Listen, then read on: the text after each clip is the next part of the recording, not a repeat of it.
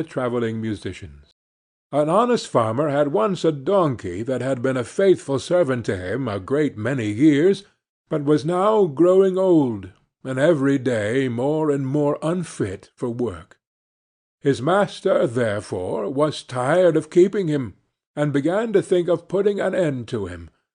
But the donkey, who saw that some mischief was in the wind, took himself slyly off, and began his journey towards the great city. "For there," thought he, "I may turn musician." After he had travelled a little way, he spied a dog lying by the roadside, and panting as if he were tired. "What makes you pant so, my friend?" said the donkey. "Alas," said the dog, "my master was going to knock me on the head, because I am old and weak, and can no longer make myself useful to him in hunting.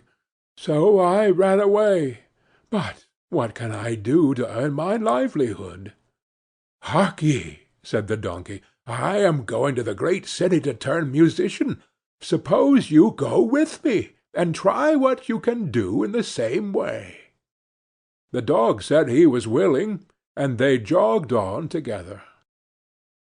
They had not gone far before they saw a cat sitting in the middle of the road and making a most rueful face. "Pray, my good lady," said the donkey, "what's the matter with you? You look quite out of spirits." "Ah me!" said the cat. "How can one be in good spirits when one's life is in danger? Because I am beginning to grow old, and had rather lie at my ease by the fire than run about the house after the mice, my mistress laid hold of me, and was going to drown me. And though I have been lucky enough to get away from her, I do not know what I am to live upon." "Oh," said the donkey, "by all means go with us to the great city. You are a great night singer, and may make your fortune as a musician."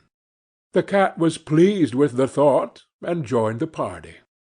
Soon afterwards, as they were passing by a farmyard, they saw a rooster perched upon a gate, and screaming out with all his might and main. "Bravo!" said the donkey. "Upon my word, you make a famous noise. Pray, what is all this about?" "Why," said the rooster, "I was just now saying that we should have fine weather for our washing day, and yet my mistress and the cook don't thank me for my pains, but threaten to cut off my head to-morrow, and make breath of me for the guests that are coming on Sunday." "Heaven forbid!" said the donkey. "Come with us, Master Chanticleer. It will be better, at any rate, than staying here to have your head cut off.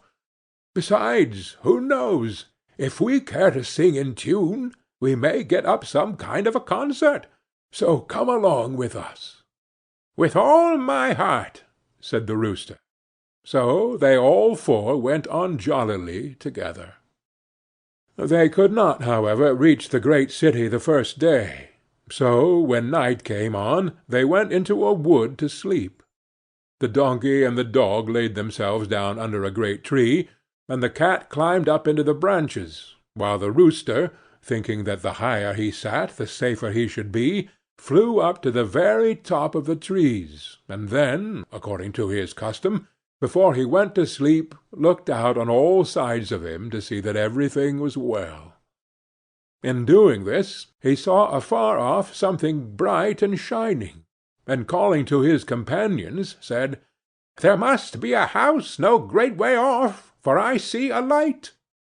"If that be the case," said the donkey, "we had better change our quarters, for our lodging is not the best in the world."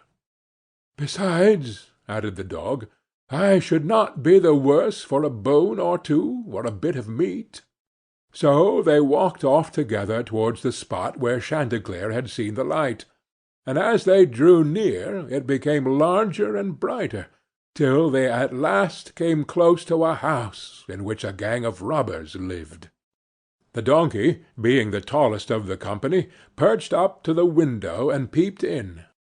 "Well, donkey," said Chanticleer, What do you see?" "What do I see?"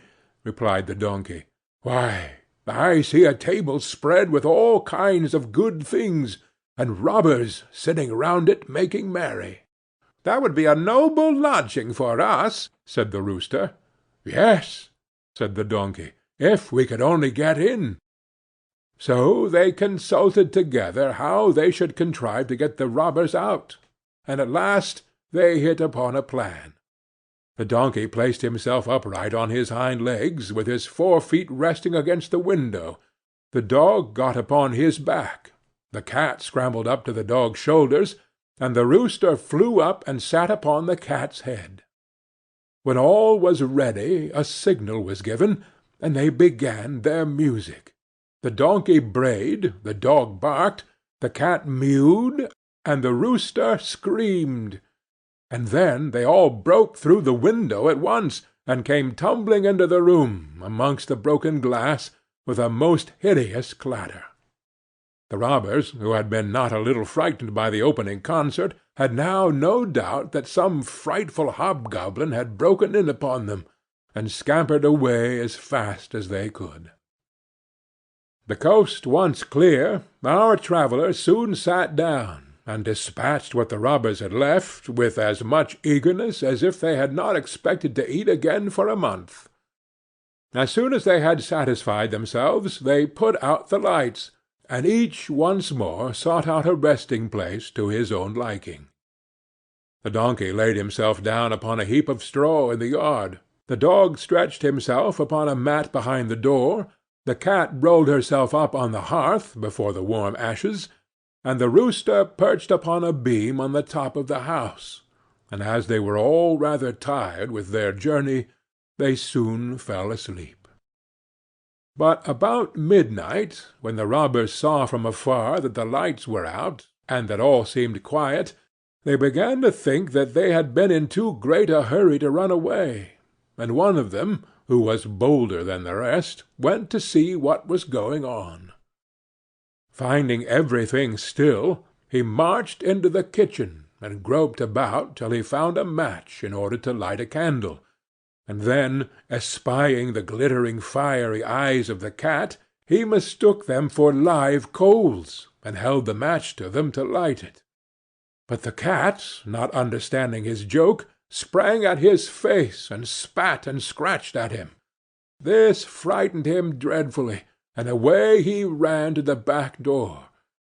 But there the dog jumped up and bit him in the leg, and as he was crossing over the yard the donkey kicked him, and the rooster, who had been awakened by the noise, crowed with all his might.